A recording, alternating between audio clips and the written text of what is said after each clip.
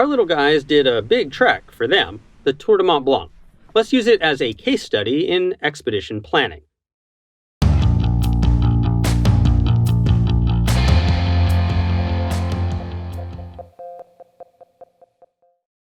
Hi there again.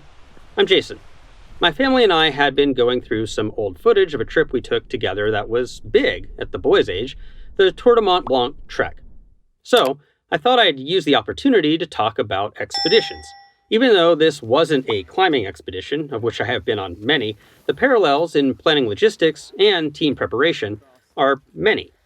This is the first video then in a short series that we will add to our expedition planning series. And today we are talking about the logistics planning process. This isn't a list of specific contacts such as guide services, outfitters, and accommodation managers. And it isn't a list of gear. Each trip is different. Rather, this is a mental blueprint that takes me from the concept of an expedition to the ability to execute that expedition. There are lots of ways to plan a big trip though, but this is how I approach it. As a mental model, I like to break my planning into three major sections: the route, the in-country travel or approach, and the international travel. Everything starts with the route, and the route itinerary is usually dictated by some major constraint. In this case, the constraint was the number of miles we thought the boys could put in on each day for many consecutive days.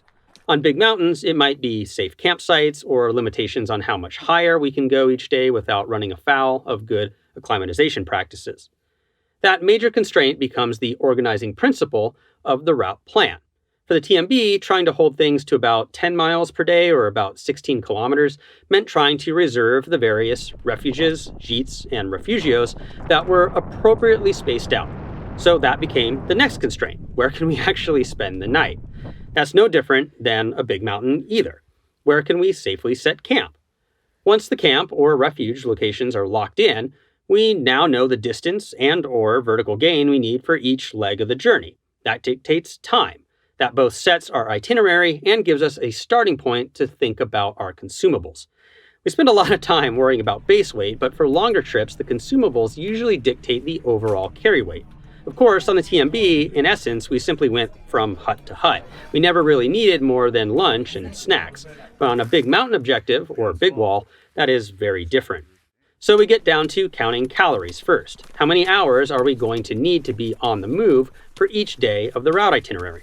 How many calories per hour do we need to take in if we want to take in some food regularly? I like to make sure that I take in roughly 100 calories every hour. And then we have dinner and breakfast. Depending upon what you like to eat and how long it takes to cook, that dictates a lot of your fuel requirements. Do you know your stove efficiency? Are you boiling water or actually cooking? Next, what is the water situation on the route? Melting snow? Cool. Very little water to carry, but a lot more fuel use. Plentiful sources to gather water and filter? Okay, which filter to bring? Or simply refilling at refuges along the way, like the TMB? We don't need much filtration nor a lot of water to carry. The route itinerary also dictates the route-specific gear we need to take. What climbing or hiking or camping gear is required for the climate, weather contingencies, sleep situations, and technical challenges of the route. Base gear plus route-specific gear plus food plus fuel plus water equals our total pack weight while en route. Now, we need to pack all that weight in three different ways: while en route, while traveling overland in country, and potentially for airline travel. The en route packing is already almost done. We need to figure out how to carry all that stuff on the backs of ourselves and our team. We can try different packs if we have options, or we can iterate through the gear choices to reduce weight and volume to fit our desired pack. But now we also need the right cargo solution for the in-country travel, which could be a combination of vehicle and approach walking, or it could be porters or pack animal aided. If you are using support for the approach, you need to understand the limits and requirements for bag sizes and weights.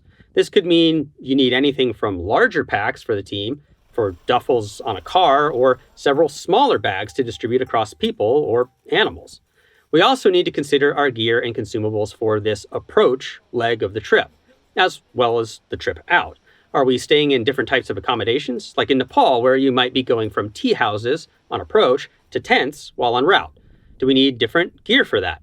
What about electronics and other equipment that we want for the approach, but are maybe too heavy for the route? For the TMB, it was not really any different. It was more of subtle differences between hotels instead of refuges. What was more tricky, though, was the myriad of in-country transit options. There were trains and buses and free shuttles, all linked together to get us from a major airport to our starting destination. That was more of an issue of lining up the ticket purchases according to the transit schedules.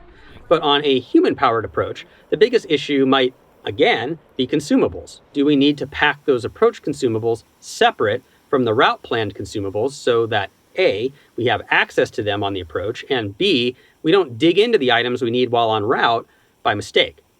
And that takes us to air travel. There are bag weight and size limits, and those limits often are different for long-haul flights versus shorter flights that have smaller planes. Our TMB trip had those differences, so we were sure to pack all of our air luggage in such a way as to meet the most constraining of those restrictions. And certainly there were items, books, headphones, and the like that we wanted for the big air travel legs that we weren't going to be carrying around with us while on the trek. The websites for the airlines and the various security agencies in the countries we were visiting became the sources for planning out this portion of the trip. Really, the nuanced parts were the focus. For example, my first aid and repair kit has a knife. Well, I can't carry a knife onto a plane. It has to go in checked baggage. That meant having a different ditty bag for this part of my first aid and repair kit that would be checked, and then I would need to take that and combine it with my other ditty bag once I was in country. The battery banks and spare batteries that I would need in country had to be spread out amongst my family for the air travel legs because there is a limit on the number of spare batteries a single person can carry. And they can't go into checked baggage and must be a part of carry-on, and so on.